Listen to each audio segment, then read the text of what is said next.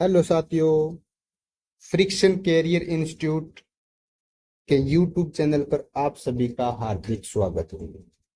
आपके बीच में Subhash sir coordination compound का थ्योरी लेक्चर लेके आए हैं, जो कि बहुत ही इंटरेस्टिंग लेक्चर होगा। आप लोग अंत तक बने रहे। आप यूट्यूब चैनल को ज़्यादा से ज़्यादा लाइक करें, शेयर करें, कमेंट करें और अपने साथियों को बताओ कि इतनी अच्छी केमिस्ट्री की क्लासेज आपको निःशुल्क यूट्यूब पर मिल रही है, जो कि आरपीएससी के पैटर्न के पर आधारित है। आज अपन बात करेंगे कोऑर्डिनेशन कंपाउंड की। क्या होता है कोऑर्डिनेशन कंपाउंड? तो पहले तो अपन बात करेंगे कोऑर्डिनेशन बॉन्ड की। उप सहसंयोजन, इसको क्या बोलते हैं? उप सहसंयोजक। उप सहसंयोजक, उप सहसंयोजक बंध कब बनता है? ऐसा बंध, ऐसा बंध या बॉन्ड जो Lewis acid and Lewis base के बीच में बने, एंड लेविस बेस के बीच में बने, के बीच हो, उसको हम क्या बोलते हैं? उप सहसंयोजक बंध बोलते हैं। तो ऐसा बंध जो लेविस एसिड और लेविस बेस के बीच में हो। अब क्या होता है भाई लुईस एसिड और क्या होता है लुईस बेस, ये हम बात करेंगे। तो हम उससे पहले कोऑर्डिनेशन कंपाउंड को देखना जरूरी है। तो कोऑर्डिनेशन कंपाउंड में क्या होता है? हमें पता है कि उप सहसंयोजक बंध होता है। तो वे किस टाइप का बंध होता है? तो एक ऐसा बंध जो मेटल, जो एक, या फिर ऐसे लिखो पूरा, एक ऐसा बंध, ऐसा बंध जो मेटल व, जो मेटल एंड धातु व अन्य एटम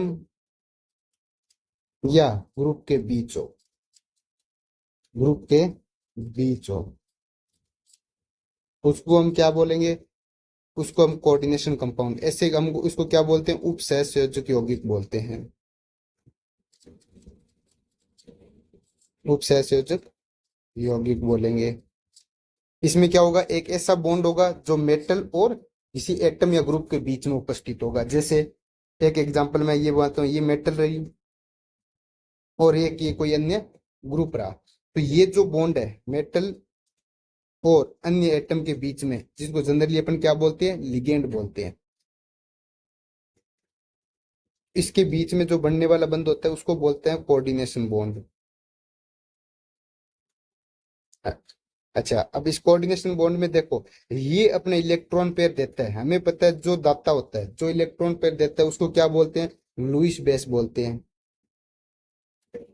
और जो एक्सेप्ट करता है, ये क्या होता है? इलेक्ट्रॉन को ग्रहण करता है। ये इलेक्ट्रॉन को ग्रहण करता है, तो उसको हम क्या बोलते हैं? लुईस बेस बोलते हैं, लुईस एसिड बोलते हैं। तो यानी यहाँ पे धातु क्या होगी? तो कोऑर्डिनेशन कंपाउंड में आपको पूछ लिया जाए धातु, धातु क्या होती है? एक लुईस एसिड होती है। लेविस एसिड क्या होती है? जिसमें इलेक्ट्रॉन की कमी हो। लेविस एसिड मतलब जिसमें इलेक्ट्रॉन की कमी हो, कमी हो। एग्जाम्पल कौन से आ जाएंगे? सभी प्रकार की धातुएं, CO2+, Fe2+, कॉपर 2+, निकल 2+, इस टाइप की धातुएं, ये सारी क्या आएंगी? लेविस एसिड में आएगी। एल यानी जनरली क्या होता है? हमें पता है लिगेंड होता है, वो क्या होता है? डोनर होता है। तो लिगेंड, यहाँ पे जो लिगेंड होगा वो क्या होगा? वो होगा लेविस बेस। और लुईस बेस कौन होते हैं? जो इलेक्ट्रॉन को डोनेट करे या जो लोन पेयर को डोनेट करे, जो लोन पेयर को डोनेट करे, डोनेट करे, अर्थात जिनमें इलेक्ट्रॉन की अधिकता हो, अर्थात जिनमें इलेक्ट्रॉन की अधिकता हो, इलेक्ट्रॉन की अधिकता हो। इलेक्ट्रॉन की अधिकता किस में होगी? जैसे अब मैं बात करूं NH3, तो इनके पास क्या होगा? एक लोन पेयर है, तो इनमें इलेक्ट्रॉन की अधिकता है। जैसे OH-, जैसे F-, ठीक है। इसके अलावा जैसे Cl-, इसके अलावा जैसे H2O, इनके पास दो दो लोन पेयर है। इसके अलावा CO, इसके अलावा Cn-, इन सभी में क्या होगा, इलेक्ट्रॉन ज्यादा है। तो जो जिनमें इलेक्ट्रॉन ज्यादा होंगे वो क्या करेंगे, इलेक्ट्रॉन को डोनेट करेंगे। वो क्या करेंगे, इलेक्ट्रॉन को डोनेट करेंगे। और जिनमें इलेक्ट्रॉन की कमी होगी वो क्या करेंगे, इलेक्ट्रॉन को एक्सेप्ट करेंगे। तो ये क्या करेंगे, इलेक्ट्रॉन ग्रहण करेंगे।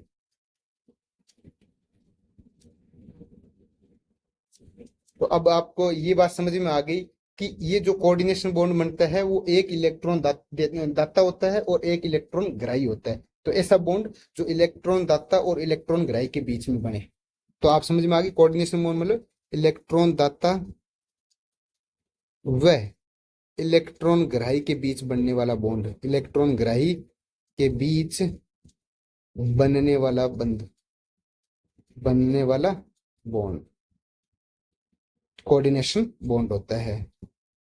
अब हमारी एनसीईआरटी में कुछ 4-5 टर्मिनोलॉजी दी हुई है, वो हम समझेंगे। उससे पहले हमें ये पता होना चाहिए कि कितने प्रकार के कंपाउंड या कितने प्रकार के यौगिक होते हैं। तो हम यहाँ पे लिखो type of compound, type of compound, यौगिक के प्रकार, यौगिक के प्रकार। तो यौगिक के प्रकार कितने होते हैं, तो देखो कितने प्रकार के हो सकते हैं यौगिक। 3 प्रकार के यौगिक होते हैं। एक तो साधारण यौगिक,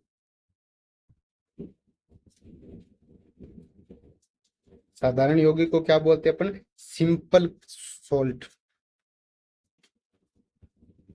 दूसरा आगे डबल सॉल्ट, अपन एनसीईआरटी में दी हुई है उसी अकॉर्डिंग अपन बात करेंगे। तीसरा आगे अपना कोऑर्डिनेशन सॉल्ट।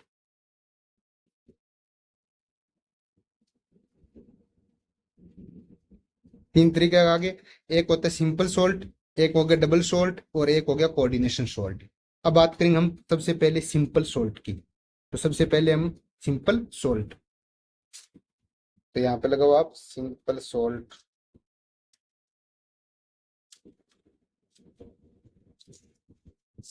सिंपल सॉल्ट कैसे कौन होते हैं, जैसे NaCl, इसके एग्जांपल एक सबसे बेस्ट एग्जांपल होता है NaCl।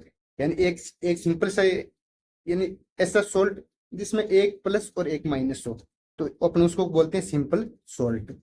दूसरी बात, जब इसका हाइड्रोलाइसिस कराओगे, जब आप इसको पानी में डालोगे तो ये क्या देगा आपको, एक केटाइन देगा, हमें पता है कौन सा Na+, और एक ही क्या देगा, एक एनाइन देगा, हमें पता है कौन सा Cl-। यानी NaCl एक तरीके से क्या देगा, हमें Na+ देगा और Cl- देगा। तो इस टाइप के सोल्ट जो कि हमें एक केटाइन दे एक एनाइन दे, इसको हम बोलते हैं सिंपल सोल्ट, यानी साधारण सोल्ट हो गए एक तरीके से। अब बात करेंगे हम दूसरा डबल सोल्ट की। दूसरे कौन से होते हैं, double salt.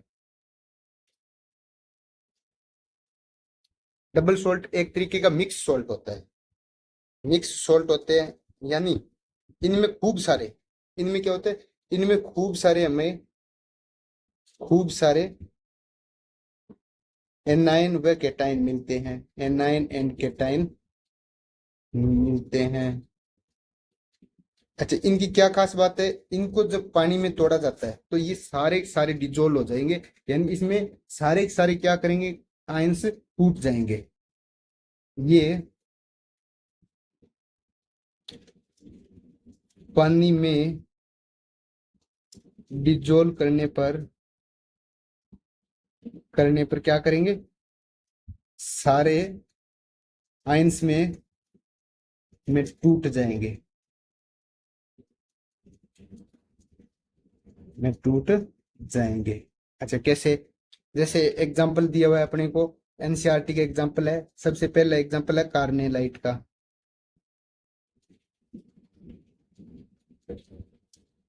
Carnallite very very important बच्चों, आपको आरपीएससी में तो कुछ ही नहीं पूछते, सीधा कार्नेलाइट है ना, इसका आपको फॉर्मूला ही पूछ लेगा, भी बताओ कार्नेलाइट का क्या फॉर्मूला है। तो अपने को पता होना चाहिए KCl.MgCl2.6H2O। अब हमें पता है कि जब इसको तोड़ा जाएगा पानी के अंदर, तो ये तुरंत क्या देगा, के प्लस दे देगा, Cl माइनस देगा, Mg+2 देगा, इसी प्रकार 2Cl माइनस देगा और H2O टूट जाएगा। अच्छा है, यानी सारे के सारे क्या करेगा, ये आयंस में टूट जाएगा। तो ये टोटली आयंस में टूट गया। देखो यहाँ पे के प्लस Cl प्लस अलग हो गया, Cl माइनस, इसी प्रकार Cl2 में Mg2 प्लस अलग हो गया और Cl माइनस अलग हो गया और H2O अलग हो गया। यानी ये अपनी तरह से, ये पूरी तरह से आयंस में टूट गया। तो उनको क्या बोलते हैं अपन, कार्नेलाइट बोलते हैं। ठीक है बच्चों, अब अगली बात करें, क्या करेंगे, अपन को एग्जाम्पल याद रखने हैं इनके। एक एग्जाम्पल और दिया हुआ है एनसीईआरटी में, वो दिया हुआ है मोहर सॉल्ट, मोहर साल्ट, मोहर लवण, मोहर लवण। मोहर लवण क्या दिया हुआ है, मोहर लवण क्या क्या होता है भाई, FeSO4.NH4 का होल ट्वाइस SO4.6H2O। ये एज इट इज इतना इंपॉर्टेंट है कि ये एज इट इज क्या आते हैं, आरपीएससी में आते हैं, कि आपको सीधा सीधा पूछ लिया जाएगा कि मोहर सॉल्ट में, आपको ज्यादातर कंफ्यूज यहाँ पे करवाएगा H2O में, कई बार 4H2 दे देगा, 20H2O, 18H2O, 12H2O, ऐसे एग्जाम्पल दे देगा। तो अपने को पता होना चाहिए यहाँ पे 6H2O आता है। ठीक है, तो ये मोहर सॉल्ट का एग्जाम्पल है। एक तीसरा एग्जाम्पल और दिया हुआ है, वो दिया हुआ है पोटास एलम का, पोटास एलम, एलम बोले तो फिटकरी, आप लिख लो यहाँ पे, पोटास फिटकरी यानी पोटास एलम। पोटासियम क्या है, पोटासियम का फॉर्मूला होता है K2SO4 डॉट Al2SO4 का whole thrice dot 24H2O। Very very important. तो ये तीन चीज, कार्नेलाइट, मोहर सोल्ट और पोटास एलम, ये तीनों हमारे एनसीईआरटी में दिए हुए हैं। हमें इन तीनों के फॉर्मूले याद रहने चाहिए एनी टाइम। ठीक है, दूसरी बात हमें ये पता होना चाहिए डबल सॉल्ट में क्या होता है, ये सारे आयंस में टूट जाता है बेस, यही डबल सॉल्ट की खासियत होती है। जब इनको तोड़ोगे आप तो ये सारे के सारे आयंस में टूटते रहेंगे। तो अभी तक हमें क्या पता चला, हमें उपसहसंयोजन यौगिक का पता चला, फिर हमें लेविस एसिड का पता चला कि धातु लेविस एसिड होती है, लिगेंड क्या होता है, लेविस बेस होते हैं, फिर हमें पता चला सिंपल सॉल्ट और डबल सॉल्ट। अब हम बात करेंगे कोऑर्डिनेशन सॉल्ट। आपको बस ये तीन एग्जांपल आपको पता होना चाहिए, कार्नेलाइट, मोर सॉल्ट और पेटासेलम। अब हम बात करेंगे तीसरा,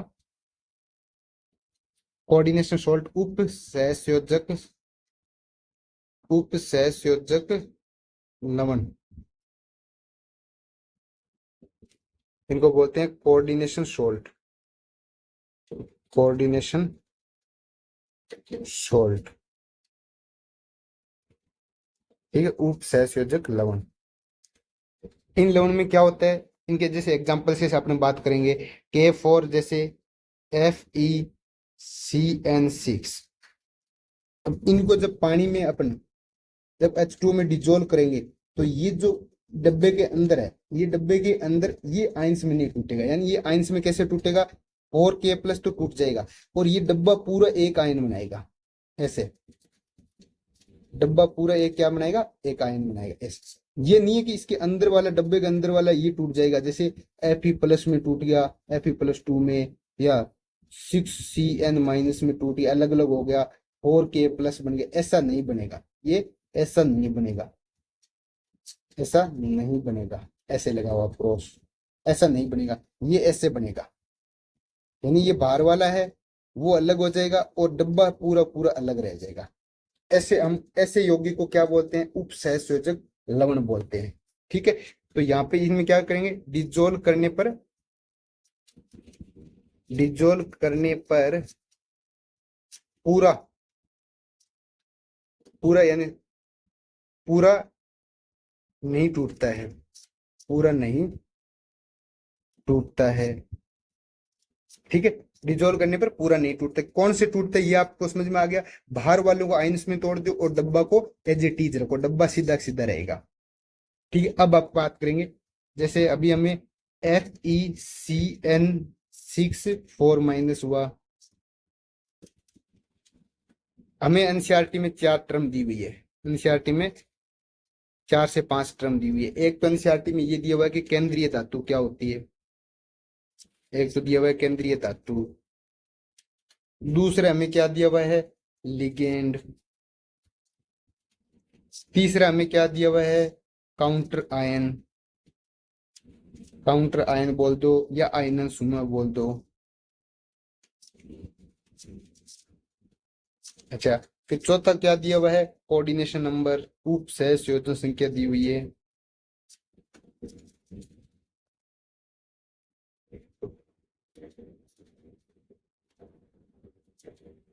उप सह संयोजन संख्या को आप लगाते हो कोऑर्डिनेशन नंबर। इसके अलावा एक और टर्म दी हुई है कोऑर्डिनेशन स्पेयर, उप सह संयोजन, उप सह संयोजन समूह, उप सह संयोजन समूह, कोऑर्डिनेशन स्पेयर, हम इनको समझेंगे कोऑर्डिनेशन स्पेयर। अपन इनको इन 5 टर्म, ये जो अपने एनसीईआरटी में आप यूं मान चलो ये 5 टर्म आपको क्लियर हो गई, तो एनसीईआरटी के शुरू के 5 3 2 या 3 पेज आपके क्लियर हो गए। केंद्रीय धातु, लिगेंड, काउंटर आयन, उप सहसंयोजन संख्या और उप सहसंयोजन समूह, कोऑर्डिनेशन स्पेयर। अब अपने एक एग्जांपल सपोज करो, अपनी इस एग्जांपल से CONH3 the whole thrice Cl3, इस एग्जांपल से हम पांचों सेट करेंगे। देखो हमें पता है कि जिस ये जो मेटल है, हम ये बात पहले पढ़ चुके हैं, मेटल क्या होती है, यहाँ पे केंद्रीय धातु होती है, यानी जो इलेक्ट्रॉन को एक्सेप्ट करती है। ऊपर हमने बात ये पढ़ी, जो इलेक्ट्रॉन को एक्सेप्ट करती है वो क्या होगी, केंद्रीय धातु होगी। तो इसको क्या बोलेंगे हम, केंद्रीय धातु, धातु आयंस, ठीक है, केंद्रीय धातु आयन। उसके बाद में हमें ये भी पता है कि जो इलेक्ट्रॉन को डोनर होगा, जैसे NH3, ये क्या करेगा, अपना इलेक्ट्रॉन देगा, जो इलेक्ट्रॉन को देता है वो क्या होगा, लिगेंड होगा। ये बात मैंने ऊपर बोली, जो इलेक्ट्रॉन का डोनेशन करे उसको क्या बोलते हैं, लेविस बेस, और लेविस बेस कौन होते हैं, तो लेविस बेस होते हैं लिगेंड। तो NH3 क्या होगा, यहाँ पे लिगेंड होगा। तो दूसरी हमें क्लियर हो गया कि लिगेंड किसको कहते हैं, जो अपने ऐसी, इनको लिगेंड के बारे में ऐसे बोलते हैं, या तो ये नेगेटिव चार्ज होंगे या ये उदासीन होंगे, और कुछ ऐसे भी होते हैं जो पॉजिटिव चार्ज भी होते हैं, लेकिन हमारे एनसीईआरटी के अकॉर्डिंग या तो ये नेगेटिव चार्ज होंगे या उदासीन होंगे। ऐसी स्पीशीज जिन पे या तो नेगेटिव चार्ज होता है या उदासीन होते हैं, जो अपने इलेक्ट्रॉन को डोनेट कर सकते हैं, उनको क्या बोलते हैं, अपन लिगेंड बोलेंगे। अब तीसरी बात, ये जो 6 है, इसका मतलब क्या है, ये मेटल के साथ में 6 बॉन्ड बना रहा है, ये मेटल के साथ में 6 बॉन्ड बना रहा है। इसको हम क्या बोलते हैं, इसको हम बोलते हैं उप सहसंयोजन संख्या, उप सहसंयोजन संख्या, उप सहसंयोजन संख्या। एक बात आप ध्यान में रखना, उप सहसंयोजन संख्या में हम ओनली सिग्मा बॉन्ड गिनेंगे, इसमें केवल धातु व लिगेंड के बीच, धातु व लिगेंड के बीच बनने वाले कुल सिग्मा बंध, बनने वाले कुल सिग्मा बंध की संख्या, बंध की संख्या ही क्या होती है, कोऑर्डिनेशन नंबर होती है। बंध की संख्या क्या होती है, कोऑर्डिनेशन नंबर होती है। यानी धातु व लिगेंड के बीच बनने वाले कुल सिग्मा बंध की संख्या क्या होती है, कोऑर्डिनेशन नंबर। तो यहाँ पे जो 6 है, यानी 6 प्रकार के ये धातु और NH3 के बीच में कितने बॉन्ड है, 6 सिग्मा बॉन्ड है। तो यहाँ पे कोऑर्डिनेशन नंबर कितना हो गया, 6 हो गया। ये 3 चीज हमें पता चल गई। इसके अलावा ये पूरा जो डब्बा है, ये पूरा जो डब्बा है, इसको हम क्या बोलते हैं, इसको हम बोलते हैं कोऑर्डिनेशन स्पेयर, इसको बोलते हैं coordination sphere, coordination sphere and उप सहसंयोजन समूह है। स्पेयर को आप लिख दो यहाँ पे समूह है, और बाकी आप कोऑर्डिनेशन को समझते ही हो, उप सहसंयोजन। और ये जो बाहर से आयन है, बाहर के जितने भी डब्बे के बाहर जितने भी हमारे पास आयन है, उसको हम क्या बोलते हैं, काउंटर आयन, काउंटर आयन या आयनन समूह, या आयनन समूह। तो देखो हम एनसीईआरटी के जो 5 पॉइंट थे वो हम एक एग्जांपल में सेट कर लिए। अपने को कुछ नहीं, यहाँ से शायद ही कोई क्वेश्चन आए, लेकिन अपने को पता होना चाहिए। कई बार ये पूछ लेता है, जैसे काउंटर आयन ये पूछ लेता है कि क्या होता है, तो अपने को पता होना चाहिए कि डब्बे के बाहर जितने भी आयन्स होंगे, तो वो उनको क्या बोलते हैं, काउंटर आयन बोलते हैं। इस पूरे डब्बे को क्या बोलते हैं, कोऑर्डिनेशन स्पेयर बोलते हैं। कोऑर्डिनेशन नंबर किसको बोलते हैं, जो मेटल और लिगेंड के बीच बनने वाले सिग्मा बंध। कितने, कौन से बंध, ये बहुत ही ज्यादा इंपॉर्टेंट है, सिग्मा बंध। ये सिग्मा बंध को क्या बोलते हैं, कोऑर्डिनेशन। पाई बंध नहीं आता इसमें, यहाँ पे एनसीईआरटी में एक सीधा सीधा लिखा हुआ है, इसमें पाई बंध नहीं आता, इसमें पाई बंध नहीं आता। बहुत इंपॉर्टेंट बात है ये, नहीं आता है। ये एनसीईआरटी में बहुत ही क्लियर लिखा हुआ है कि पाई बंद इसमें हम नहीं काउंट करेंगे, इसमें कोऑर्डिनेशन नंबर में। ठीक है, ओनली सिग्मा बंद की बात करेंगे। इसके अलावा लिगेंड, लिगेंड एनसीईआरटी में दिया हुआ है, नेगेटिव स्पीसीज या उदासीन स्पीसीज जो अपने इलेक्ट्रॉन को किसमें प्रोवाइड कराए, सेंट्रल मेटल को प्रोवाइड कराए, तो उसको यानी जो धातु को अपने इलेक्ट्रॉन पेयर दे, तो उसको क्या बोलते हैं, लिगेंड बोलते हैं। ये नेगेटिव चार्ज भी हो सकते हैं, ये उदासीन भी हो सकते हैं, कुछ एक ऐसे एग्जाम्पल है जिनमें ये पॉजिटिव चार्ज भी होते हैं। ठीक है, और धातु क्या होती है, जो इलेक्ट्रॉन को एक्सेप्ट करे यानी इलेक्ट्रॉन को ग्रहण करे, तो वो क्या हो गया, केंद्रीय धातु आयन। मैं उम्मीद करता हूँ ये 5 टर्म आपको समझ में आ गई, और ये पांचों टर्म बहुत ही इंपॉर्टेंट है। ठीक है, अब अपन एक बाई आगे बात करेंगे 1 by 1 की। अब अपन बात करेंगे, सबसे पहले कोऑर्डिनेशन को कौन लेके आया था, वर्नर थ्योरी। तो वार्नर ने सबसे पहले लेके आया, तो उसके नाम पे अपने 2 थ्योरी पढ़नी है, वो है वर्नर थ्योरी। तो क्या बोलते हैं उनको, वर्नर थ्योरी, वर्नर सिद्धांत।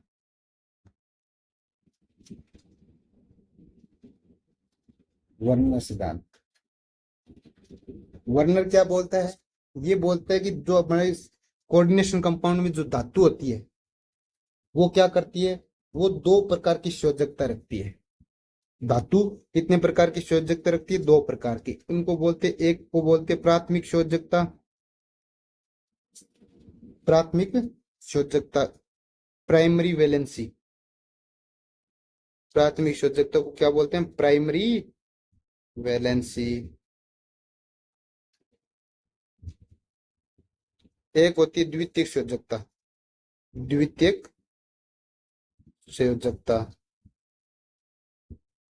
इसको क्या बोलते हैं, सेकेंडरी वैलेंसी।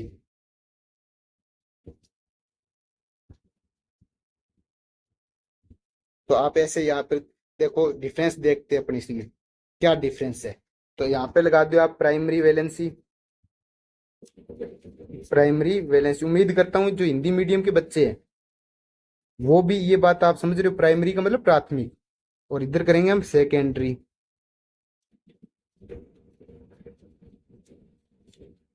सेकेंडरी वैलेंस, देखो अब लगता होगा आपको कि सर क्या ही पढ़ें कोऑर्डिनेशन में। आप एक बार दिमाग को खोल के बैठ जाओ। मैं, यदि आपने दिमाग को खोल के बैठे तो मैं गारंटी देता हूँ कि कोऑर्डिनेशन कंपाउंड का एक भी क्वेश्चन आपका गलत नहीं होगा। हाँ, ये इसके लिए ये है कि आपको दिमाग चलाना पड़ेगा, यूं नहीं है कि हम तो सर आरपीएससी के बच्चे हैं, रट्टे रट्टे मारते रहेंगे, बस सर रट्टा मारवा दो हमारे को। रट्टा मरवाने से एग्जाम क्रैक नहीं होगा, ये बात आप सोच लो। आरपीएससी का लेवल बढ़ रहा है, आरपीएससी अच्छे क्वेश्चन देती है, उसके लिए हमें बेसिक क्लियर होना चाहिए। हाँ, जरूर टाइम लग सकता है थोड़ा बहुत, कि हम जो चैप्टर 2 घंटे में पढ़ना चाह रहे हैं वो हमारा 3 साढ़े 3 घंटे में कवर होगा। लेकिन मैं एक आपको विश्वास दिलाता हूँ कि 3.5 घंटे बाद आप जब पूरा लेक्चर देखोगे तो आपको लगेगा यार कोऑर्डिनेशन तो मेरे सारे क्वेश्चन सही हो जाएंगे। ये आपको विश्वास बनाए रखना है। तो आप जुड़े रहो, आप आराम से दिमाग का यूज करते हुए एक एक चीज को समझते रहो स्टेप बाय स्टेप। तो देखो प्राइमरी वैलेंसी, सबसे पहले प्राइमरी वैलेंसी, इसमें कुछ ही नहीं है। यहाँ पे ये प्राइमरी वैलेंसी कैसे देखते हैं, यहाँ पे अपन देखते हैं टोटल सेंट्रल एटम पर, केंद्रीय धातु पर जितना चार्ज है, केंद्रीय धातु पर आवेश की संख्या के बराबर होता है, की संख्या के बराबर। यानी प्राइमरी वैलेंसी कभी पूछे हमें तो हम क्या निकालेंगे, केंद्रीय धातु पर आवेश निकाल लेंगे। यदि केंद्रीय धातु पर आवेश होगा वही हमारा प्राइमरी वैलेंसी होगा। दूसरी बात, सबसे इंपॉर्टेंट ये बात है कि ये क्या होती है, आयनाइज्ड होती है। ये आयनाइज्ड, आयनाइज्ड को क्या बोलते हैं, आयनीय। क्या, आयनीय, आयनीय होती है। यानी आयंस में टूटती है एक तरीके से। और किसके द्वारा संतुष्ट होती है ये एनसीईआरटी की लाइन है, ऋणात्मक आयन के द्वारा संतुष्ट होती है, ऋणात्मक आयन के द्वारा संतुष्ट होती है, द्वारा संतुष्ट।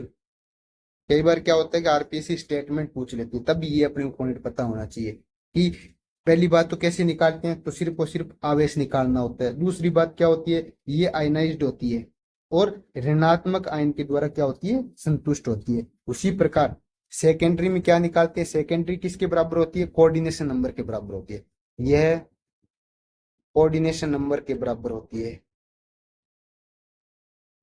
के बराबर होती है। दूसरी बात, ये अनआयनाइज्ड होती है, अनआयनाइज्ड। अनआयनाइज्ड को क्या बोलते हैं, अनआयनीय, आयनीय, अनआयनीय होती है। और ये एनसीईआरटी में लिखा हुआ है कि ये ऋणात्मक व उदासीन आयन के द्वारा संतुष्ट होती है, ये ऋणात्मक व उदासीन आयन से संतुष्ट होती है।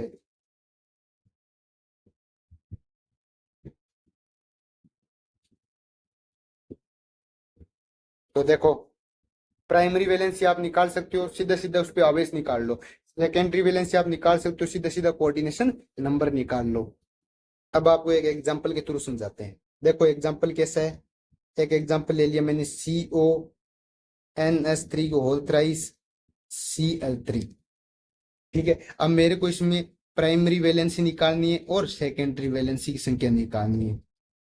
तो देखो, हमें ये पता है यहाँ पे कोऑर्डिनेशन नंबर कितना है, अच्छा है। ये हमें पता है कोऑर्डिनेशन नंबर क्या होता है, मेटल और लिगेंड के बीच में बनने वाला सिग्मा बंध। यहाँ पे NH3 क्या बंध बनाएगा, ऐसे बनाएगा, एक NH3 एक ऐसे।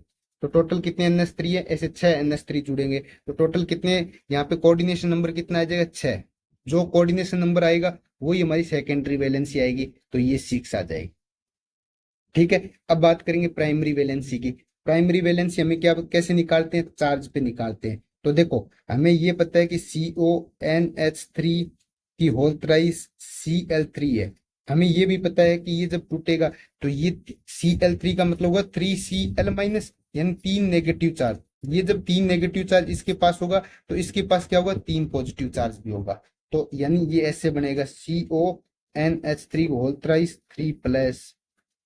ठीक है, ये काउंटर आइन बोलते हैं, इसको क्या बोलते हैं, काउंटर आइन। तो काउंटर आइन का क्या काम होता है, कोऑर्डिनेशन जो एंटिटी है, यानी कोऑर्डिनेशन जो स्पेयर है, इसके ऊपर क्या करेगा, ये चार्ज लेके आता है, चार्ज को बैलेंस करता है। तो काउंटर आइन क्या करता है, यह कोऑर्डिनेशन स्पेयर के ऊपर, कोऑर्डिनेशन स्पेयर पर चार्ज बैलेंस करता है। क्या करता है, चार्ज बैलेंस करता है। तो आपको ये भी पूछ सकता है कि काउंटर आयन का क्या काम है, तो चार्ज बैलेंस करना, किस पे, कोऑर्डिनेशन स्फीयर पर। ठीक है, अब ये इस पे, ये देखो चार्ज बैलेंस कर दिया इसने 3 प्लस। अब आप मेटल पे निकालो, हमें पता है ये मेटल का एक्स मानते हैं, NH3 पे कोई चार्ज थोड़ी ना होता है, NH3 तो ऐसे होता है ना सीधा, ऐसे लॉन्च पे। तो NH3 पे कोई भी चार्ज नहीं होता, जीरो चार्ज होता है, इंटू 6 बराबर कितना आएगा, यहाँ पे 3 प्लस। तो एक्स की वैल्यू कितनी है जी, +3 या 3 सीधा बोल दो आप। यानी ये किस पे चार्ज है, सीओ, सीओ बोले तो सीओ पर चार्ज, सीओ पर आवेश। और सीओ क्या है यहाँ पे, केंद्रीय धातु है। तो केंद्रीय धातु, तो केंद्रीय धातु पर आवेश कितना है, 3। तो केंद्रीय धातु पर आवेश, ये देखो केंद्रीय धातु पर ही आवेश क्या होता है, प्राइमरी वैलेंसी। तो प्राइमरी वैलेंसी की वैल्यू कितनी आ गई, 3, 3 और 6 आ गई। अब एक एग्जाम्पल और देखो। अब यदि आपको ऐसा बोल दिया जाए, कोई CONS3 5Cl आपको बोल दिया जाए प्राइमरी वैलेंसी क्या होगी, सेकेंडरी वैलेंसी क्या होगी, तो उम्मीद करता हूं अब आप निकाल लोगे। देखो सेकेंडरी वैलेंसी तो सीधा कोऑर्डिनेशन नंबर, यहाँ पे कोऑर्डिनेशन 5 ये हो गया और एक ये इसका हो गया, तो टोटल कोऑर्डिनेशन नंबर हो गया 6। यही हमारी क्या होगी, द्वितीय संयोजकता के बराबर होगा। ठीक है, प्राथमिक संयोजकता हम चार्ज निकालेंगे, ये 2Cl माइनस होगा, ये 2Cl माइनस का मतलब -2 चार्ज है। इस पे -2 चार्ज होगा तो इस डब्बे पे कितना आएगा, +2 आएगा। अब इसको यदि x मानते हैं, हमें पता है NH3 का क्या चार्ज होता है, 0 × 5। हमें ये भी पता है Cl पे कितना चार्ज होगा, -1, बराबर कितना आ जाएगा, +2। तो x ये तो 0 हो जाएगा और ये -1 बराबर क्या आ जाएगा +2। तो x की बराबर कितना आ जाएगा +3। तो ये +3 क्या होगा प्राइमरी वैलेंसी। तो प्राइमरी वैलेंसी कितनी आ गई +3। उम्मीद करता हूँ आपको प्राइमरी वैलेंसी और सेकेंडरी वैलेंसी निकालनी समझ में आ गई। अब इसके अलावा एक एनसीईआरटी में बहुत ही इंपॉर्टेंट बात लिखी हुई है कि HgNO3 के साथ में, जैसे अब इन इन एग्जांपल को हम HgNO3 के साथ में HgNO3 के साथ रिएक्शन करवाएंगे, रिएक्शन करवाएंगे करवाएंगे केवल केवल काउंटर आयन ही HgNO3 के साथ रिएक्शन करेगा, HgNO3 के साथ रिएक्शन करेगा, रिएक्शन करेगा। कैसे? अब देखो example CONH3 whole thrice Cl3। जब आप इसमें HgNO3 डालोगे, हमें पता है Hg क्या होगा प्लस होगा, Hg प्लस और ये Cl माइनस क्या बनाएगा HgCl की प्रेसिपिटेशन। क्या इसके साथ Hg रिएक्शन करेगा? नहीं करेगा। तो Hg किसके साथ करेगा? इस 3 के साथ। तो कितने Hg और ये Cl बना के क्या बना लेंगे HgCl। कितने मोल बनेंगे HgCl के? 3 मोल। तो कितने मोल बनेंगे? 3 मोल HgCl के बनेंगे, 3 मोल HgCl के बनेंगे। अब देखो एग्जांपल है, बहुत ही बार बार एनसीईआरटी का ये फेमस एग्जांपल है। आपको क्या दिया हुआ है? आपको ऐसे देगा ये कि COCl2NH3 की होल पावर 4 Cl HgCl के साथ रिएक्शन कराओ HgNO3 के साथ। तो कितने मोल, यहाँ पे पूछेगा कितने मोल HgCl मिलेगा मिलेगा। तो अब आप देखो क्या यहाँ ये वाला Cl2 रिएक्शन करेगा? क्या ये Cl2 करेगा? ये नहीं करेगा। ओनली काउंटर आयन किसको बोलते हैं? जो बाहर वाला आयन, इसकी काउंटर आयन इसी को बोलेंगे जो बाहर वाला आयन। तो केवल यही HgCl के साथ रिएक्शन करेगा। तो कितने मोल आएंगे? 1 मोल आएगा, 1 मोल HgCl मिलेगा। ठीक है।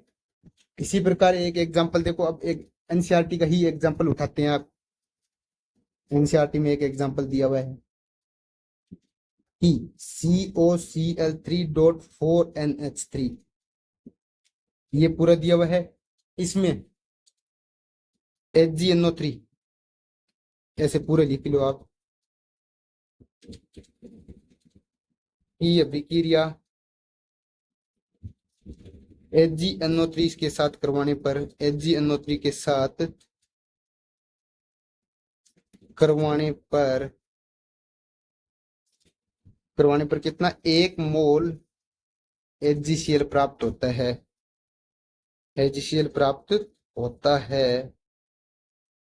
तो प्राथमिक संयोजकता व द्वितीयक संयोजकता बताइए। तो प्राथमिक संयोजकता व द्वितीयक संयोजकता बताइए।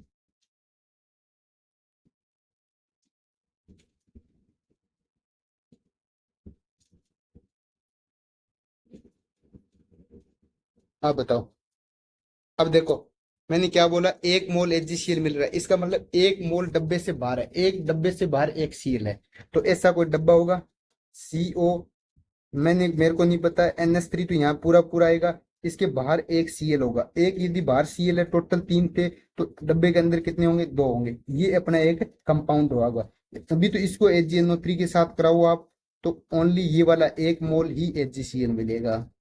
यही हमें पूछा हुआ है, 1 मोल HgCl। ठीक है। तो ये डब्बे के अंदर वाला आ गया। अब हमें पता है डब्बे के अंदर जितने बॉन्ड बनेंगे, कोऑर्डिनेशन नंबर होगा, वही क्या होगा? द्वितीयक संयोजकता। तो सीधा सीधा मैं बोल सकता हूँ कि द्वितीयक संयोजकता कितनी आ जाएगी? द्वितीयक संयोजकता इक्वल टू कोऑर्डिनेशन नंबर। और कोऑर्डिनेशन नंबर कितना है? यहाँ पे 4 ये रहा और 2 ये रहा, तो टोटल 6 आ गए। तो द्वितीयक संयोजकता 6 आ गई। अब प्राथमिक संयोजकता के लिए क्या करेंगे? हम चार्ज निकालेंगे। चार्ज कैसे निकालेंगे? ये हमें पता है, ये माइनस होगा तो डब्बे पे कितना आएगा? प्लस आएगा। जितना यहाँ बाहर चार्ज होगा उतना ही उसका काउंटर का मतलब उसके अपोजिट, काउंटर का मतलब ऋणात्मक, उसके अपोजिट आएंगे। यहाँ पे -1 है तो यहाँ पे प्लस वाला आ जाएगा। ठीक है। अब CO का कितना होता है? X। NH3 पे कितना चार्ज होता है? 0 प्लस दो सीएल पे कितना होता है, एक सीएल पे -1 इक्वल टू क्या आ जाएगा, +1। तो एक्स ये क्या हो जाए, 4 × 0 0, ये आ जाए -2 बराबर क्या आ जाएगा, +1।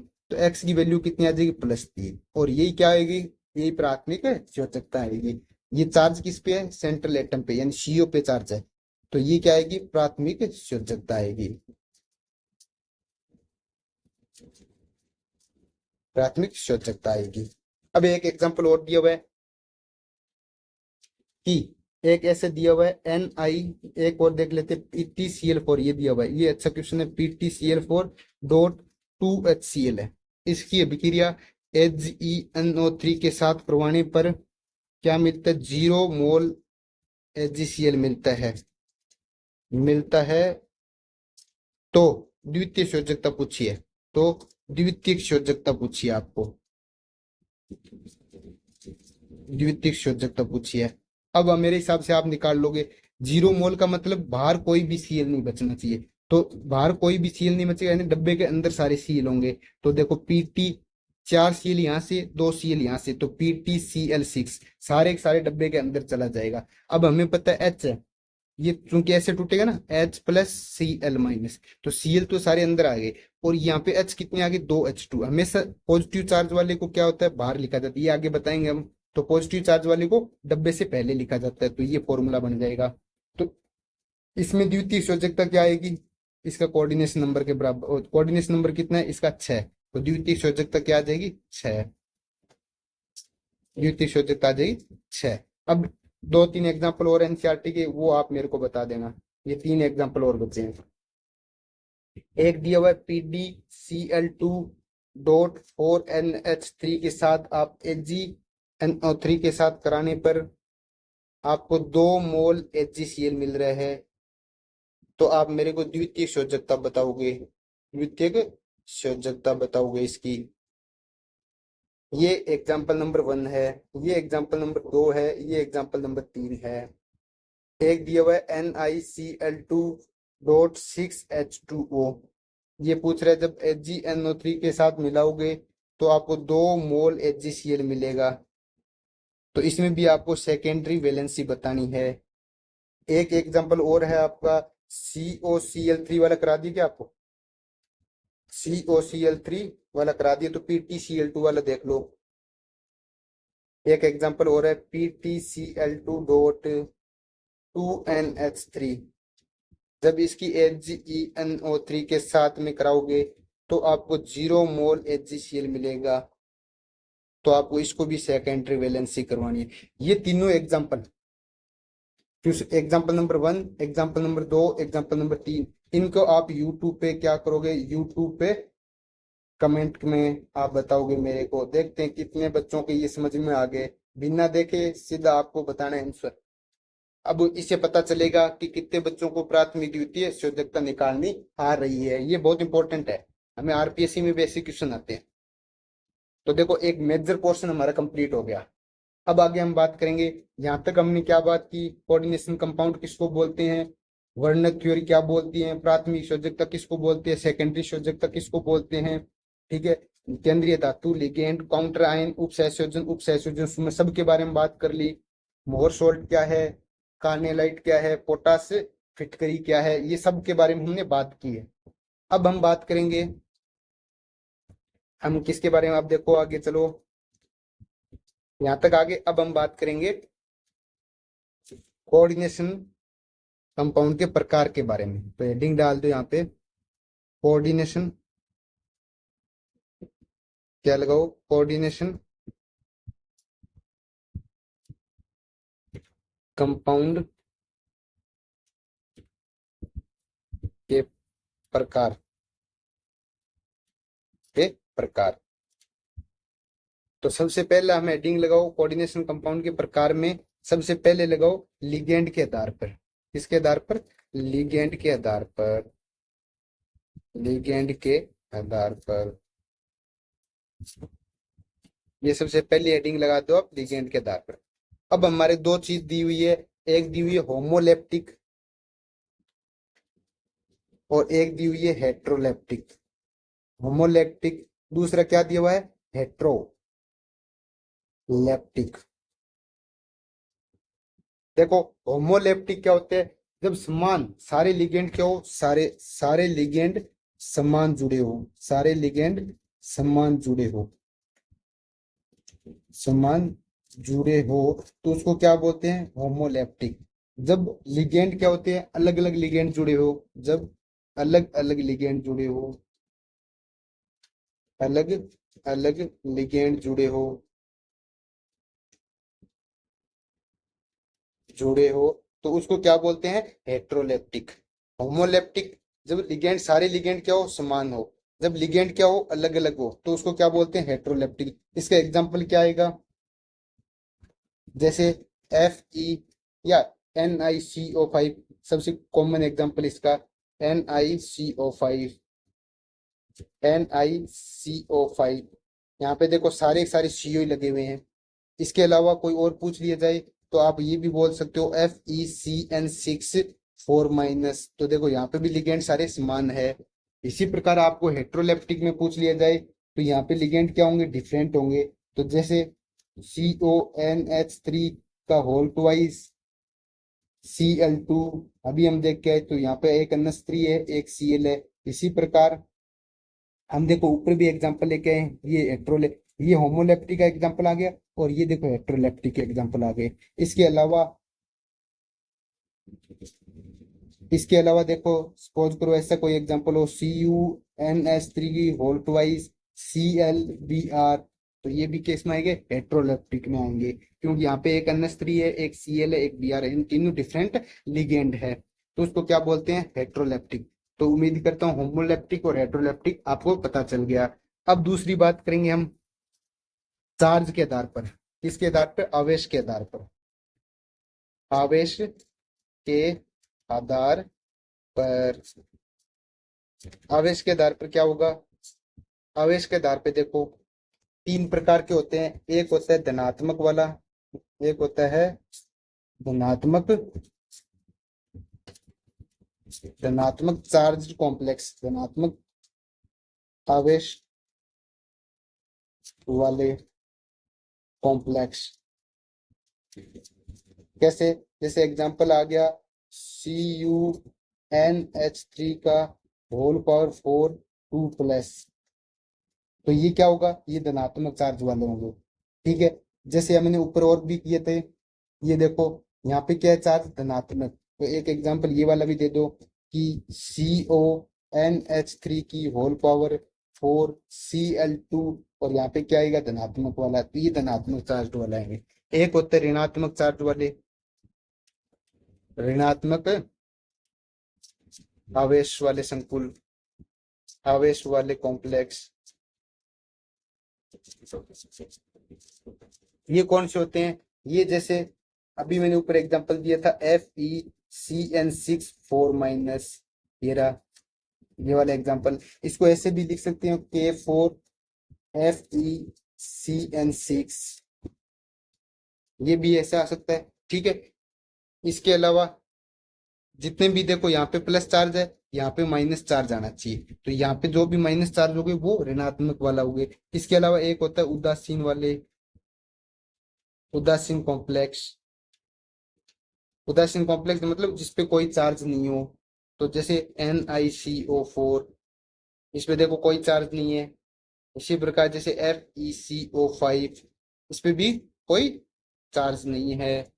तो इस तरह के हमें आवेश के आधार पर और लिगेंड के आधार पर हम कोऑर्डिनेशन कंपाउंड के प्रकार देखेंगे। अब बात करेंगे हम सबसे इंपॉर्टेंट जो चीज है, लिगेंड कितने प्रकार के होते हैं, क्या क्या होते हैं, तो हम बात करेंगे लिगेंड के बारे में। अब बात करेंगे टाइप ऑफ लिगेंड की। तो देखो यहाँ पे type of ligand, type of ligand, ligand के प्रकार, लिगेंड के प्रकार। तो सबसे पहले हम बात करेंगे मोनोडेंटेंट लिगेंड, एक तंतुर लिगेंड, एक तंतुर लिगेंड, इनको बोला जाता है मोनोडेंटेड लिगेंड। क्या मोनोडेंटेंट क्या होती है, तो देखो मोनोडेंटेंट एक तंतुर का मतलब होता है जिनके पास एक ही डोनर साइड हो।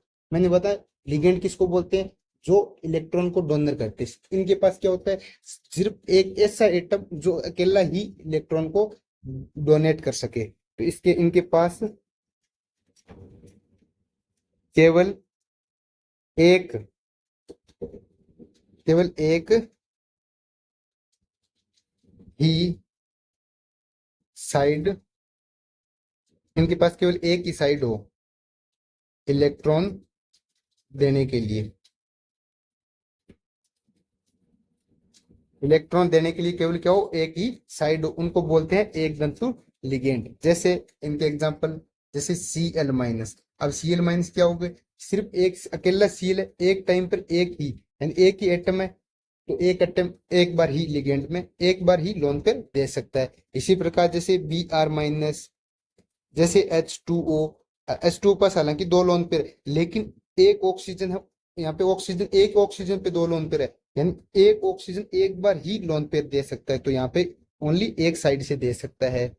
इसी प्रकार देख NH3, ये भी क्या होगा, मोनोडेंटेड लिगेंड होगा। NH3 का भी लोन पेयर दे सकते हैं। यहाँ पे देखो लिगेंड हो सकते हैं इनके पास लोन पेयर ज्यादा हो, लेकिन एटम एक ही होना चाहिए। यहाँ पे क्या होगा, एक एटम एक ही लोन पेयर दे सकता है, एक ही लोन पेयर दे सकता है। तो देखो यहाँ पे Cl है, इनके पास तीन लोन पेयर है, लेकिन एक एटम है, इसलिए एक बार में एक ही दे सकता है, तो इनको बोलते हैं हम एक तंतुर लिगेंड। अब बात करेंगे दूसरे की। दूसरा कौन सा होता है, द्वितंतुर लिगेंड। द्वितंतुर लिगेंड, इनको क्या बोलते हैं अपन, द्वि को क्या बोलते हैं, बाइडेंटेंट। बाइडेंटेंट बाइडेंटेंट लिगेंड। अब देखो आप, बाइडेंटेंट बाइडेंटेंट का मतलब क्या होता है, इनके पास दो डोनर साइड होती है। इनके पास ऐसी होती है जो दो डोनर साइड होती है। इनमें बहुत ही एग्जांपल अच्छे अच्छे आएंगे। देखो, एक होता है एग्जांपल ई एन, इसको बोलते हैं, ऐसे छोटे में लिखा जाता है EN। इनको बोला जाता है ethylene diamine. Ethylene diamine. अब देखो इथाइलिन, इथाइलिन किसको बोलते हैं, CH2 डबल बॉन्ड CH2 को। हमें पता है इनके साथ डाई एमीन का मतलब एक बॉन्ड हटाओ, दोनों तरफ NH3 लगाओ, तो आपको रखना नहीं है। तो अपन क्या करेंगे, सीधा एक बार देखो आप, ये हटाओ, हमने क्या किया, CH2 और CH2 एक बॉन्ड, जो डबल बॉन्ड में से एक हटाया और दोनों साइड क्या लगा दिया, NH2 तो ये क्या हो गया, इथाइलिन डाईएमीन। तो इसको क्या लिखते हैं हम, जनरली ऐसे लिखते हैं CH2, इनको ऐसे लिखते हैं CH2 NH2 तो देखो यहाँ पे ये एक तो ये नाइट्रोजन हो गया और एक ये नाइट्रोजन हो गया, तो यहाँ पे टोटल कितनी डोनर साइट हो गई, दो डोनर साइट हो गई। तो इसकी क्या हो गया, ये एक तरीके से क्या हो गया, बाइडेंटेंट हो गया, द्विदंतु हो गया। इसी प्रकार देखो, आपको एक ऐसे एग्जांपल ऑक्जेलिक एसिड वाला आएगा, तो उसको क्या बोलते हैं, ऑक्जिलेट आयन। ऑक्जिलेट आयन, ठीक है। जैसे उसको एक फॉर्मूला हो गया C2O4 2-। तो देखो C2O4 2- का मतलब हो गया C double bond O C double bond O। Oxalic acid क्या होता है, ऑक्जेलिक एसिड होता है COOH। जब इसका H+ हटा दो तो ये क्या बन जाएगा, ऑक्जिलेट बन जाएगा। तो यानी H+ हटाओ और यहाँ पे O- आओ। अब देखो यहाँ पे ये ऑक्सीजन की डोनर साइट है और इस ऑक्सीजन पर डोनर साइट है, तो टोटल कितने हो गए, दो डोनर साइट हो गई, तो ये भी बाइडेंटेंट हो गया, बाइडेंटेंट हो गया। ठीक है। एक तीसरा सबसे इंपॉर्टेंट यही है, RPSC पूछ भी सकता है, DMG। DMG, तो इसको क्या बोलते हैं, dimethylglyoxime. Dimethylglyoxime. सबसे पहले इस पे चार्ज पूछेगा कि DMG पे क्या चार्ज होगा, तो आपको ध्यान में रखना होना चाहिए, चार्ज इस पे -1 होता है। कितना होता है, -1 चार्ज होता है। कैसे होता है वो भी देखेंगे, -1 चार्ज होता है। इसकी स्ट्रक्चर क्या होती है, तो डाई मिथाइल ग्लाइओक्साइम, देखो ग्लाइओक्साइम ओ एच, इसी प्रकार सी डबल बॉन्ड एन, यहाँ पे ओ माइनस आएगा, और सी एच थ्री और सी एच थ्री। आपको पता होना चाहिए डाई मिथाइल ग्लाइओक्जेम की डाई मिथाइल और इसको ग्लाइओक्जेम, तो ये अपने को स्ट्रक्चर पता होनी चाहिए। और ये इसकी वजह से -1 चार्ज आता है, तो -1 चार्ज किसकी वजह से आएगा, इसकी वजह से। इसके पास भी देखो डोनर साइट ये रही और एक डोनर साइट ये रही, तो ये भी एक तरीके का बाइडेंटेन लिगेंड है। तो देखो ऑक्जिलेट आयन वाला पूछ सकता है, इथाइलिन डाइएमीन का पूछ सकता है, इसी प्रकार डीएमजी का पूछ सकता है। ठीक है। और एक ये और आपको पता होना चाहिए कि डीएमजी का यूज किस में करते हैं, ये भी पूछा हुआ क्वेश्चन है कि डीएमजी का उपयोग Ni2+ के डिटेक्शन, डिटेक्शन को बोलते हैं पता करने में, निकल 2+ का पता करने में किया जाता है, डिटेक्शन या पता करने में किया जाता है। ये बहुत इंपॉर्टेंट है। ठीक है। किस में पता किया जाता है, निकल 2+ के पता करने में किया जाता है। तो तीसरा देखो अपन, एक दंतु पढ़ चुके हैं, द्विव दंतु हम पढ़ चुके हैं, एक आता है पॉलीडेंटेड यानी बहुदंतु, एक आता है बहुदंतु, पॉलीडेंटेड, पॉलीडेंटेड लिगेंड। बहुदंतुर में क्या होता है, जब दो से अधिक डोनर साइड हो, जब दो से अधिक दाता साइट यानी दाता साइट या फिर दाता स्थान हो या दाता साइट हो, डोनर साइट हो, कितनी, दो से अधिक हो, तो उसको क्या किया जाता है, बहुदंत कहा जाता है। एनसीईआरटी का एक एग्जांपल दिया हुआ है, NCH2 CH2 NH2 की होल थ्राइस, ये एनसीईआरटी में दिया हुआ है। तो इसमें देखो एन, आप ये बोलो CH2 CH2 NH2, CH2 CH2 NH2, CH2 CH2 NH2। तो देखो ये वाला, इसमें ये साइट है, यहाँ पे ये नाइट्रोजन दे सकता है, यहाँ पे ये नाइट्रोजन दे सकता है, तो टोटल दोनों साइट कितनी आ गई, 3। तो ये ट्राइडेंटेंट या पॉलीडेंटेंट का एग्जांपल आ गया। इसी साथ में एक फेमस एग्जांपल आता है EDTA, इसका एग्जांपल आता है EDTA। सबसे पहले तो आप इसका नाम पता होना चाहिए, आरपीएससी में तो अपने को इसका सीधा सीधा नाम ही पूछ लेते हैं, EDTA का क्या नाम होता है, ethylene diamine tetra acetate ion, tetra acetate ion. तो देखो इसकी स्ट्रक्चर अपन देखने लगेंगे, तो एथिलीन को क्या बोलते हैं, ये रहा CH2 डबल बॉन्ड आता है, तो उसको क्या बोलते हैं, एथिलीन। लेकिन उसके बाद आगे साथ में कंपाउंड क्या जुड़ा हुआ है, तो अपन बोलेंगे NH2 जुड़ा हुआ है, तो N। अब NH2 की जगह क्या लगा रहा है, ये हर हाइड्रोजन की जगह क्या लगा रहा है, एसीटेट आयन लगा रहा है, तो देखो CH2COO-, इसी प्रकार CH2COO-, इसी प्रकार CH2COO-, CH2COO-। तो ये क्या हो गया, ये हो गए EDTA की स्ट्रक्चर हो गई। अच्छा, इस EDTA पे कितना चार्ज है, -4 चार्ज है। तो आपको पूछ सकता है इस EDTA पे यदि नॉर्मली हो तो EDTA पे कितना चार्ज होगा, -4, -4। ठीक है। अब देखो EDTA पास ये डोनर साइट है, ये भी है, ये भी है, और ये भी है, और ये नाइट्रोजन भी है, और ये नाइट्रोजन है, तो कुल कितनी हो गई, 6 डोनर साइट हो गई। तो ये क्या हो जाएगा, हेक्साडेंटेंट बोलते हैं इसको, हेक्साडेंटेंट, 6। तो इसको क्या बोलते हैं, हेक्सा को क्या बोलते हैं, 6 डेंटेंट बोलते हैं। ठीक है, हेक्साडेंटेंट। अच्छा, EDTA के 3-4 फॉर्म होती है, एक बार और ध्यान में रखो। यदि EDTA पे चार्ज 0 हो, EDTA पे 0 चार्ज हो, तो ये क्या होता है, बाइडेंटेंट होता है, बाइडेंटेंट होता है। कैसे, ये यहाँ पे चार्ज कुछ ही नहीं होगा, तो इसकी स्ट्रक्चर कैसी हो जाएगी, CH2 CH2 N CH2COOH, फिर CH2COOH, फिर N CH2COOH, CH2COOH। यहाँ पे कोई भी डोनर साइड नहीं बची क्योंकि इनके पास लोन पे जो नेगेटिव था वो H प्लस के साथ में जुड़ा हुआ है, तो सिर्फ केवल ये दो डोनर साइट है, ये वाली दो डोनर साइट है। तो यहाँ पे क्या होगा, ये बाइडेंटेंट हो जाएगा, ये बाइडेंटेंट हो जाएगा। इसी प्रकार यदि ईडीटी के पास में आपका -1 चार्ज हो, ईडीटी के पास -1 चार्ज हो, तो हमें पता है दो तो ये हो गए और एक यहाँ से आ जाएगा, तो ये क्या आ जाएगा, ट्राइडेंटेंट हो जाएगा। इसी प्रकार ईडीटीए के साथ -2 चार्ज हो तो ये क्या हो जाएगा, ट्राई से क्या आ जाएगा, टेट्रा डेंटेंट।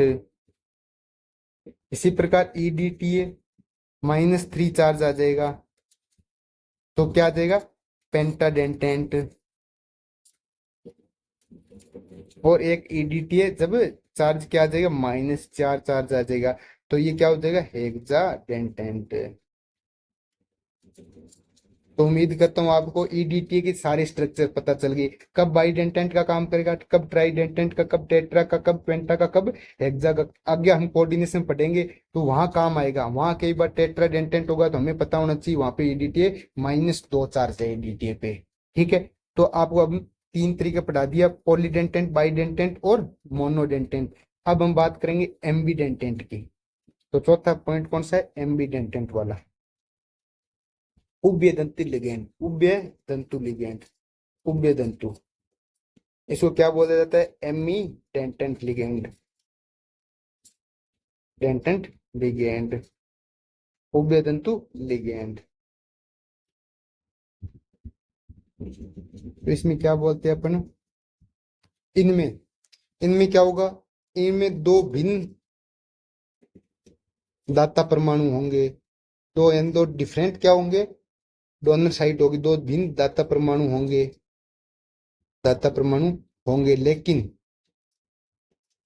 एक समय पर एक ही, लेकिन एक समय पर एक परमाणु ही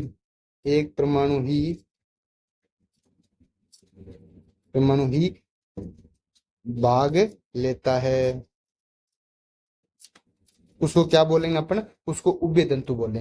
दो भिन्नदाता परमाणु होंगे लेकिन एक समय पर एक ही परमाणु भाग लेगा। जैसे इसके एग्जाम्पल क्या देंगे अपने को, NO2-। देखो NO2 में ऐसे होते हैं N double bond O, O-, यहाँ पे ऐसे O-।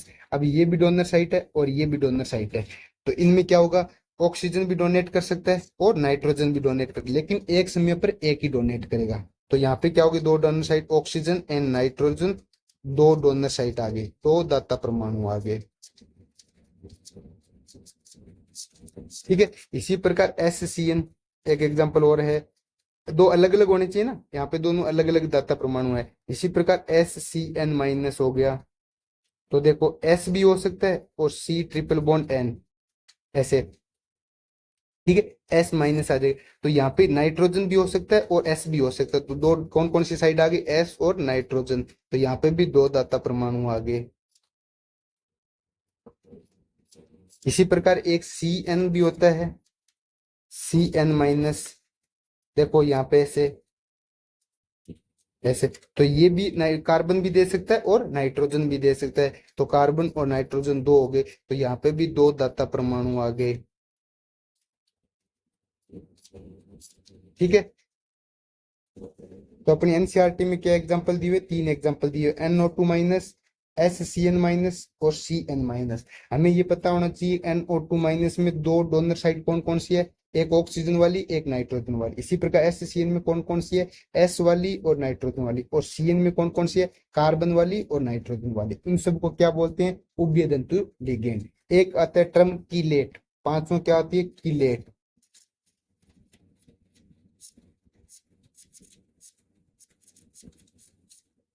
कीलेट क्या होती है भाई, कीलेट, एक सेकंड, हाँ, क्या होती है कीलेट,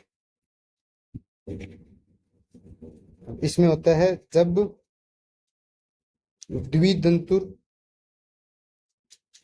या बहुदंतुर लिगेंड के सभी दाता परमाणु धाता परमाणु एक ही धातु के साथ, धाता परमाणु क्या करे, एक ही धातु के साथ बॉन्ड बनाए, एक ही धातु के साथ बंध बनाए, के साथ बॉन्ड बनाए, तो एक रिंग का निर्माण हो जाएगा। तो एक रिंग का निर्माण हो जाता है, एक रिंग यानी वलय का निर्माण हो जाता है, निर्माण हो जाता है। उसको क्या बोलते हैं, किलेशन, उसको क्या बोलते हैं, किलेट बोलते हैं। कैसे, जैसे एग्जांपल, एग्जांपल देखो आप, मैंने ई एन, हमने पढ़ा ई एन क्या होता है, C H two N H two और एन एच टू। ये एक मेटल है, ये नाइट्रोजन भी इधर दे रहा है और ये नाइट्रोजन भी इधर दे रहा है, तो देखो एक रिंग बन गई, एक मेंबर, दो मेंबर, तीन, चार और पांच मेंबर की एक रिंग बन गई, पांच सदस्य की एक वलय बन गई, पांच सदस्य वलय बन गई। ठीक है, इसी प्रकार कोई एक और हो ऐसी रिंग, कोई भी बना सकते हैं हम, ई एन की होल ट्वाइस से भी बना सकते हैं, एम ई एन की होल ट्वाइस। तो कैसे होता है, एक एम, ये सी एच टू, ये सी एच टू, ये एन और ये एन, ये इधर चला गया, इसी प्रकार ये N N C H two ये इधर चला गया, ऐसे भी तो बन सकती है। हाँ, तो यदि डोनर साइड अपनी दो हो तो रिंग एक कम बनेगी, यहाँ से दो हो तो एक रिंग कम बनती है। तो रिंग की संख्या होती है वलय की संख्या, वलय की संख्या कितनी होगी हमारी, जितने लिगेंड की दाता है, दाता दाता परमाणु माइनस एक होंगे, परमाणु माइनस एक होंगे। ठीक है, यानी जितने लिगेंड होंगे, बाइडेंटन लिगेंड है तो उनमें वलय की संख्या एक होंगे। यहाँ पे हमारे पास क्या है, दो लिगेंड है, लेकिन इसमें दाता परमाणु देखो कितने हैं, दोनों साइड दो दो है। ठीक है, तो आप इस हिसाब से निकाल लोगे कि कैसे वलय मिलते, इनको क्या बोलते हैं, हम किलेशन बोलते हैं। तो हम किलेशन मतलब एक रिंग का निर्माण, ये पूरी एक रिंग का निर्माण हो रहा है, जिससे बॉन्ड क्या हो जाएगा, स्ट्रॉन्ग हो जाएगा इसके बीच में, मेटल और लिगेंड के बीच में, तो उनको क्या बोलते हैं, किलेशन बोलते हैं। अब हमने क्या सीख लिया, अब हमने टाइप ऑफ लिगेंड पढ़ लिए, कोऑर्डिनेशन कंपाउंड के टाइप पढ़ लिए, एक अपने मौलिक जो भी हमारे पास दिया हुआ था सोल्ट, डबल सोल्ट, उनके एग्जाम्पल थे एनसीईआरटी में, वो पढ़ लिए। अब अपन कल क्या पढ़ेंगे, कल हम पढ़ेंगे आईयूपीएससी की नंबरिंग, आईयूपीएससी नेम, आईयूपीएससी नोमेनकल्चर पढ़ेंगे। ठीक है, इसी प्रकार आगे हम आइसोमेरिज्म पढ़ेंगे, आइसोमेरिज्म पढ़ेंगे। तो कल का टॉपिक हमारा ये रहेगा, आईयूपीएससी नोमेनकल्चर। मैं देखा हूं कि आरपीएससी में बार बार यहाँ से एक क्वेश्चन फिक्स है, आरपीएससी में यहाँ से एक क्वेश्चन फिक्स है, एक क्वेश्चन आरपीएससी आइसोमेरिज्म से भी पूछ लेती है, तो आरपीएससी एक। उसके बाद में हम क्या पढ़ेंगे, उसके बाद में हम वीबीटी पढ़ेंगे और सीएफटी पढ़ेंगे, जो अपन पढ़ते हैं ना ऑक्टाहेड्रल, टेट्राहेड्रल, तो हम वीबीटी पढ़ेंगे और सीएफटी पढ़ेंगे। तो हमारे टॉपिक हम ये चाह रहे हैं कि जो कोऑर्डिनेशन कंपाउंड हो वो 3 या 4 वीडियो लेक्चर में कंप्लीट हो जाए। उम्मीद करता हूँ आज का वीडियो लेक्चर आपको पूरा समझ में आया है। यदि किसी के नहीं आया हो तो आप कमेंट में अपना हमारे को पूछ सकते हो, जो भी आपके डाउट हो। इसके साथ में मैंने 3 आपको एग्जांपल दिए हैं, ये रहा 1 2 3, ये आप हमारे को कमेंट में बताओगे इनके क्या क्या आंसर है। यदि इनके आंसर सही है, इसका मतलब आपके समझ में आ रहा है। तो हम मिलते हैं कल एक नई वीडियो के साथ में, तब तक के लिए धन्यवाद।